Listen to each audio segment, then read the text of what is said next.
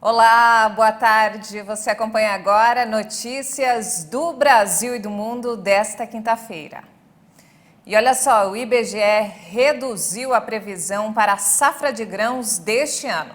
Apesar disso, o Brasil ainda deve ter colheita recorde. A estimativa para a produção de cereais, leguminosas e oleaginosas neste ano baixou um pouco pela previsão do IBGE. Segundo o levantamento sistemático da produção agrícola realizado em março, a estimativa é que o país feche 2022 com uma safra de 258 milhões e 900 mil toneladas. O número é 1% menor que o volume previsto na pesquisa de fevereiro. A redução da previsão foi puxada pelas quedas nas estimativas de produção da soja, da primeira safra de milho, da uva e do tomate. Mas, de acordo com o IBGE, mesmo com a redução da previsão de um mês para o outro, o Brasil ainda deve ter safra recorde este ano, com uma produção 2,3% maior que no ano passado. O recorde anterior foi em 2020, quando foram produzidos 255 milhões e 400 mil toneladas de cereais, leguminosas e oleaginosas. A área a ser colhida em 2022 deve chegar a quase 72 milhões de hectares. E o presidente Jair Bolsonaro anunciou o fim da bandeira de escassez hídrica em vigor desde setembro do ano passado e a volta da bandeira verde na conta de luz a partir do próximo dia 16. A nova data é uma antecipação em relação ao prazo esperado para a troca da bandeira, que seria no fim do mês. Pelos cálculos do governo, a conta de luz teria redução de cerca de 20% com o fim da cobrança de taxa extra para bancar o funcionamento de termoelétricas. Além de gerar efeitos positivos para o consumidor, o fim da bandeira deve levar a uma desaceleração da inflação. E falando sobre a guerra, 7 ônibus da Cruz Vermelha que realizam a remoção de civis no sudeste da Ucrânia chegaram à cidade de Zaporízia, que fica no sul do país. A organização humanitária teve dificuldades para se deslocar e uma de suas equipes chegou a ser detida por alguns dias. Além dos ônibus, 40 veículos privados participaram da missão que transportou 500 pessoas a partir de Mariupol. Os deslocados que chegaram anteriormente a Zaporízia contam o terror da guerra criada pela Rússia. Um homem com uma metralhadora disse para deitarmos no chão. Deitamos em cacos de vidro. Os russos começaram a atirar com tanques no prédio que pegou fogo. O prédio de 12 andares e o homem com a metralhadora atirava nas pessoas que tentavam sair. Deitei e disse para as crianças que não saíssem para não morrer. Os russos levaram os telefones das crianças, não apenas os das crianças. Todos nós ficamos sem nossos telefones, cartões, laptops e equipamentos. Eles simplesmente pegam tudo. Não entendo, me sinto triste pelos russos serem nossos irmãos. Mariupol foi a maior cidade do leste da Ucrânia a escapar do controle dos separatistas pró-russos na região de Donbass até o início da invasão russa em 24 de fevereiro. Com o início da guerra, a cidade portuária passou a viver sob um ataque sangrento.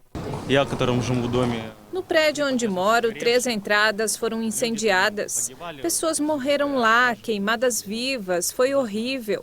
Os militares russos começaram a vir para nossos pátios. Primeiro vieram os bombardeios com tanques e verificaram se não havia soldados ucranianos. 2 horas mais tarde, um comboio de 19 tanques chegou e começou a atirar a partir dos quintais. Ficaram escondidos atrás das casas. Em seguida, disseram, não sabíamos que havia pessoas vivas aqui. Claro que isso era uma grande mentira. De acordo com o prefeito, Mariupol está 90% destruída e 40% de suas infraestruturas são irrecuperáveis. Forças russas atacaram no final do mês passado uma instalação da Cruz Vermelha na cidade, que abrigava 500 mil de pessoas antes da guerra, onde autoridades alertam para um desastre humanitário. E o Facebook está tentando combater as campanhas russas de desinformação sobre o conflito na Ucrânia. Segundo a empresa responsável pela rede social, as atividades de espionagem, hackeamento e desinformação vêm sendo intensificadas. As plataformas digitais se transformaram em um dos frontes de guerra na Ucrânia. Segundo a equipe de segurança da empresa californiana, um grupo de hackers chamado Ghostwriter, que parece operar na Rússia, intensificou sua atividade. A equipe enfrenta as já clássicas campanhas de desinformação nas redes sociais por meio de contas falsas e já desmantelou uma rede de cerca de 200 perfis russos que acusavam usuários de violar as regras da plataforma com o objetivo de remover seu conteúdo sobre a Ucrânia. Um relatório da empresa também menciona atividades de espionagem nas telecomunicações ucranianas, bem como a jornalistas e ativistas. A Meta já tomou medidas para reduzir a desinformação russa. E Moscou respondeu bloqueando o Facebook e o Instagram na Rússia.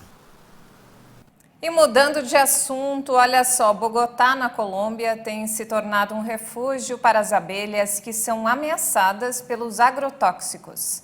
Apesar de sua proibição nas cidades, os apiários estão se consolidando dentro das universidades como uma alternativa para a conservação dos insetos. Longe dos campos de flores, as abelhas da cidade são uma esperança de conservação na Colômbia.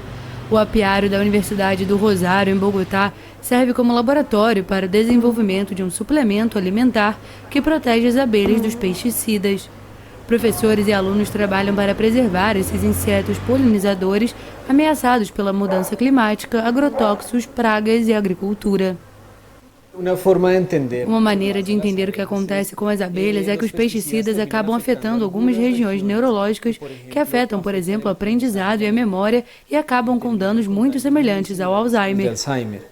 A lei proíbe a criação de abelhas na cidade devido ao risco de picar as pessoas, mas as universidades estão isentas sob rigorosos protocolos de segurança. Nós estamos interessados em trabalhar com estas abelhas porque elas também podem aprender diferentes estímulos, como cheiros florais, cores. Cerca de 90% das plantas silvestres e 75% das colheitas mundiais dependem da polinização. Mas, de acordo com a ONU, 40% das abelhas e borboletas estão em risco de extinção. Entre o final de 2020 e o início de 2021, a AFP coletou denúncias de vários apicultores que perderam centenas de colmeias por envenenamento pelo pesticida fipronil, principalmente em áreas rurais do oeste da Colômbia. Na Universidade AN, em Bogotá, o apiário funciona como um refúgio sustentável para estes animais. Estes insetos são extremamente relevantes e importantes para as nossas vidas, especialmente porque ajudam a garantir parte da segurança alimentar da Colômbia e do mundo através do serviço de polinização que eles prestam. Ambas as universidades conservam a espécie Apis mellifera, uma das mais de 20.000 existentes e que os especialistas enxergam como um símbolo e um chamado para abrir a discussão sobre proteção. E não temos mais tempo, essa edição fica por aqui. Mais informações ao longo da nossa programação. Obrigada pela companhia.